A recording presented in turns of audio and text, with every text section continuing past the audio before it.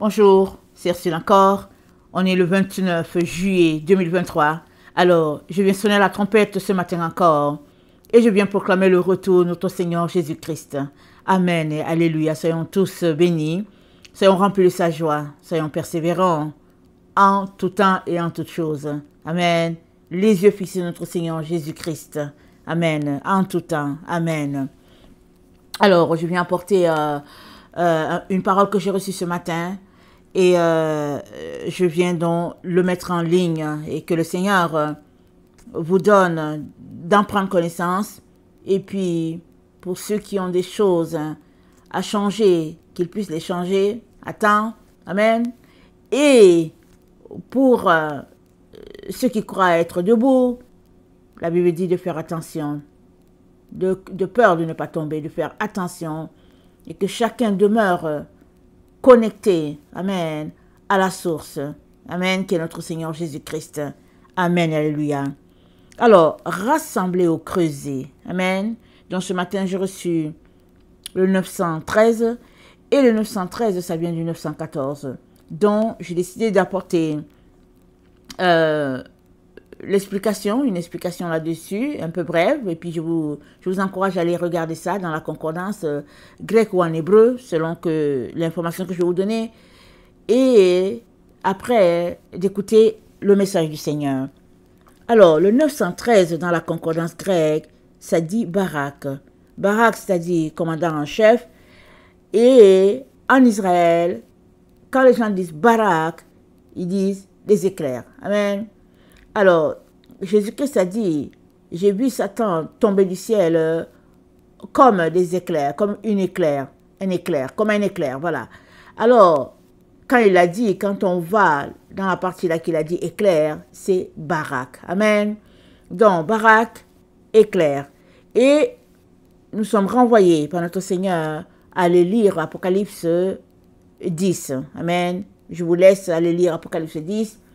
C'est du verset 1 à 11, c'est un chapitre assez court.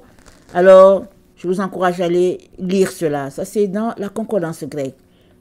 Et en hébreu, le 913 dit, le fer, le plomb et l'étain sont assemblés dans le creuset afin d'être fondus pour à la fin n'être rien, parce que c'est un résidu. Sachant que l'or a été extrait, le matériau précieux a été extrait, et ce qui reste, c'est ça qui est rassemblé dans un creuset pour être fondu. Amen. Alors, c'est dit que le 913 vient du 914. Le 914, dans la concordance grecque, ça ne s'applique pas, mais dans la concordance en hébreu, c'est la division, la séparation de la lumière d'avec les ténèbres. Et le Seigneur dit à tous qu'il y aura une distinction claire et nette entre celui-là qui le sert et celui-là qui ne le sert pas. Une distinction claire et nette entre ceux-là qui sont de lui et ceux-là qui ne le sont pas. Parce que tous ceux qui sont dans le milieu, qui disent qu'ils appartiennent au Seigneur, mais qui font ce qui n'est pas de Dieu, tout cela, tout ce groupe-là, cette bande-là, les partisans, les amis de Laodicée, toute cette bande-là, ils se retrouveront dans le creuset. Amen. Donc, le Seigneur redonne cette information ce matin. Alors, voici donc la parole du Seigneur. Amen. Dans Ézéchiel 22, le verset 17. La parole de l'Éternel me fut adressée en ces mots. Fils de l'homme, la maison d'Israël est devenue pour moi comme des scories. Ils sont tous de l'airain, de l'étain, du fer, du plomb dans le creuset. Ce sont des scories d'argent. Dont le Seigneur dit, il ne parle de la maison d'Israël, il parle de tout le monde confondu. Chrétiens, les orthodoxes, les juifs, tous ceux-là qui appellent le Dieu créateur, qui dit que leur papa Dieu, ils sont d'Abraham, et que bon, il a un fils qui s'appelle Jésus, ou bien une association au nom du Dieu créateur, peu importe les différents noms, n'est-ce pas, des différentes églises qui existent sur la terre, tous ceux-là sont regroupés là, dans l'appellation Israël. Amen. Parce que Dieu dit qu'il y aura juste deux groupes sur la terre. Ceux-là qui appartiennent au Dieu d'Israël et ceux-là qui ne lui appartiennent pas. C'est tout. Toutes les autres divisions, c'est tout simplement de la distraction de l'ennemi. Alors donc, à tout ce groupe-là donc, rassemblé, le Seigneur dit, verset 19, je suis dans Ézéchiel 22, le verset 19. C'est pourquoi ainsi parle le Seigneur l'Éternel, parce que vous êtes tous devenus comme des scories. Voici, je vous rassemblerai au milieu de Jérusalem. Comme on rassemble l'argent, les reins, le fer, le plomb et l'étain dans le creuset, et qu'on souffle le feu pour les fondre, ainsi je vous rassemblerai dans ma colère et dans ma fureur, et je vous mettrai au creuset pour vous fondre. Je vous rassemblerai et je soufflerai contre vous avec le feu de ma fureur, et vous serez fondus au milieu de Jérusalem. Comme l'argent fond dans le creuset, ainsi vous serez fondus au milieu d'elle, et vous saurez que moi, l'Éternel, j'ai répandu ma fureur sur vous. La parole de l'Éternel me fut adressée en ces mots. Fils de l'homme, dis à Jérusalem, tu es une terre qui n'est pas purifiée, qui n'est pas arrosée de pluie au milieu de la colère. Alors, le verset 24, dis à Jérusalem, tu es une terre qui n'est pas purifiée, qui n'est pas arrosée de pluie au jour de la colère.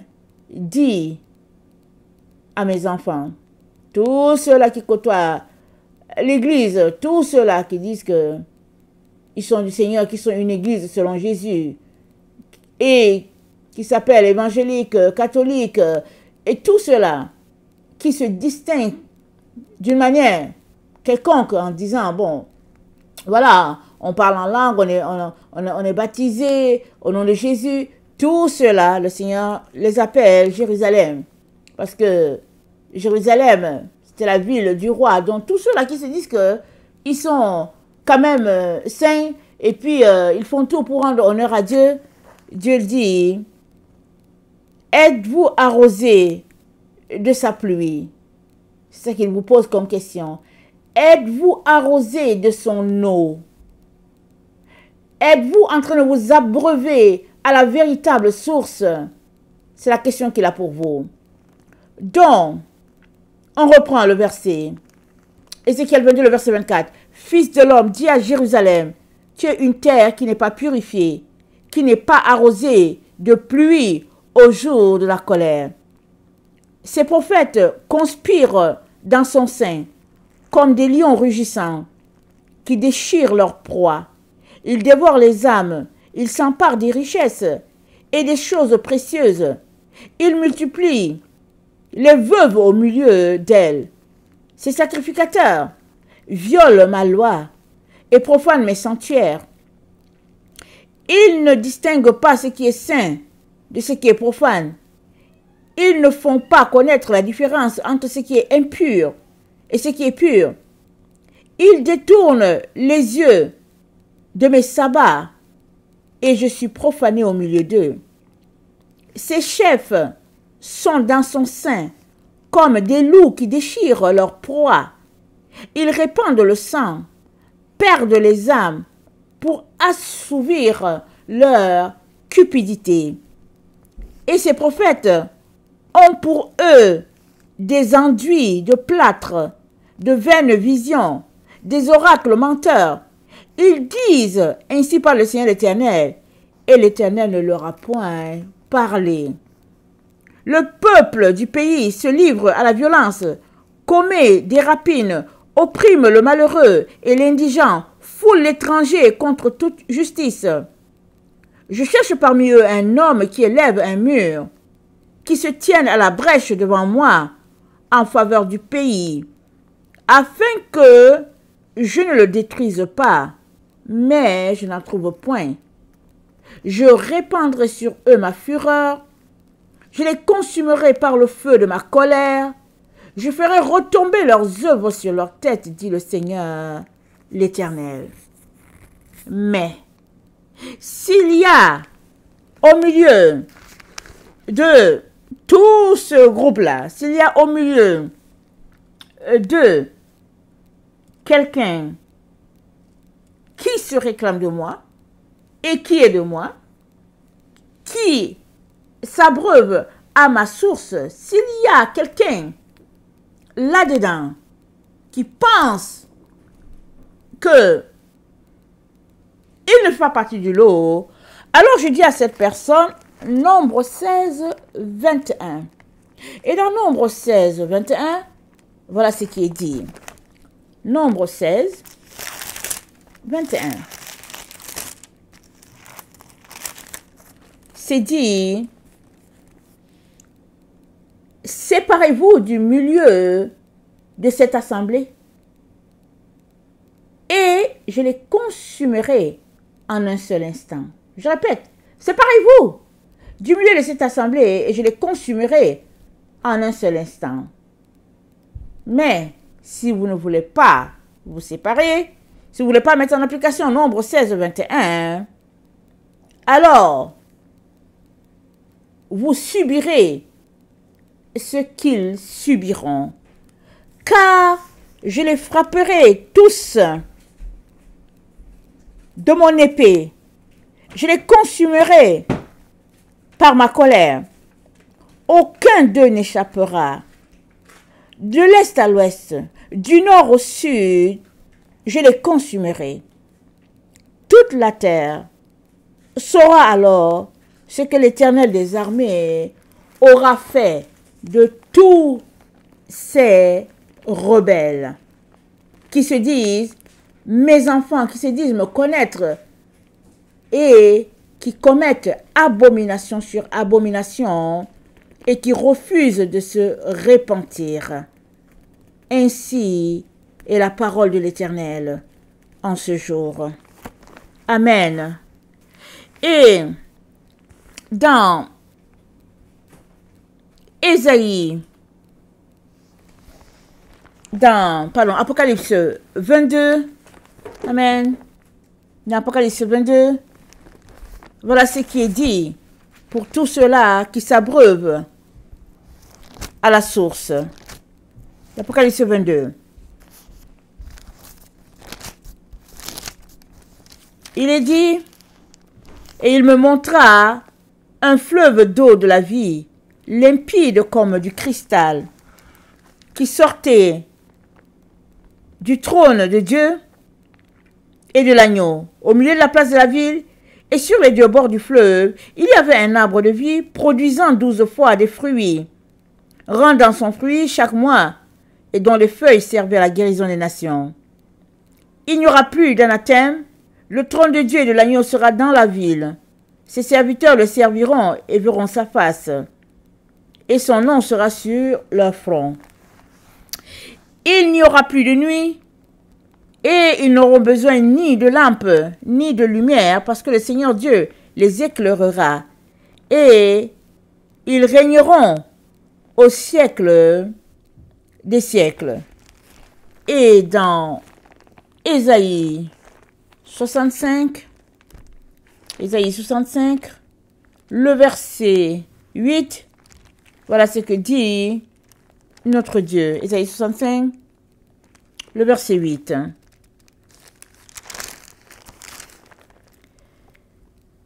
Ainsi parle l'Éternel, quand il se trouve du jus dans une grappe, on dit ne la détruis pas, car il y a là une bénédiction.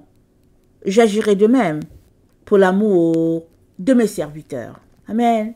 Pour tous ceux-là qui s'abreuvent à la source. Pour tous ceux-là qui sont arrosés de la pluie de l'eau de l'Éternel, Dieu dit, il dit, quand on trouve du jus dans une grappe, on dit, ne la détruis pas, car il y a là une bénédiction. J'agirai de même pour l'amour de mes serviteurs, afin de ne pas tout détruire. Je ferai sortir de Jacob une postérité, et de Juda un héritier de mes montagnes. Mes élus posséderont le pays, et mes serviteurs y habiteront. Le Saron servira de pâturage au menu bétail, et la vallée d'Accor servira de gîte au gros bétail. Pour mon peuple qui m'aura cherché, mais vous qui abandonnez l'Éternel, qui oubliez ma montagne sainte, qui dressez une table pour Gad, et remplissez une coupe pour Méni, je vous destine au glaive. Et vous fléchirez tous le genou pour être égorgés. Car j'ai appelé et vous n'avez point répondu. J'ai parlé et vous n'avez point écouté. Mais vous avez fait ce qui est mal à mes yeux. Et vous avez choisi ce qui me déplaît. C'est pourquoi ainsi parle le Seigneur l'Éternel. Voici mes serviteurs mangeront et vous aurez faim. Voici mes serviteurs boiront et vous aurez soif. Voici mes serviteurs se réjouiront et vous serez confondus. Voici mes serviteurs chanteront dans la joie de leur cœur, mais vous crierez dans la douleur de votre âme, et vous lamenterez dans l'abattement de votre esprit. Vous laisserez votre nom en imprécation à mes élus. Le Seigneur l'Éternel vous fera mourir.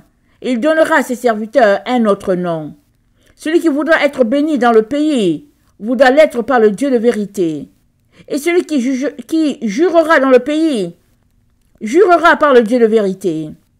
Car les anciennes souffrances seront oubliées. Elles seront cachées à mes yeux. Car je vais créer de nouveaux cieux et une nouvelle terre. On ne se rappellera plus des choses passées. Elles ne reviendront plus à l'esprit. Réjouissez-vous plutôt et soyez à toujours dans l'allégresse, à cause de ce que je vais créer. Car je vais créer Jérusalem pour l'allégresse et son peuple pour la joie.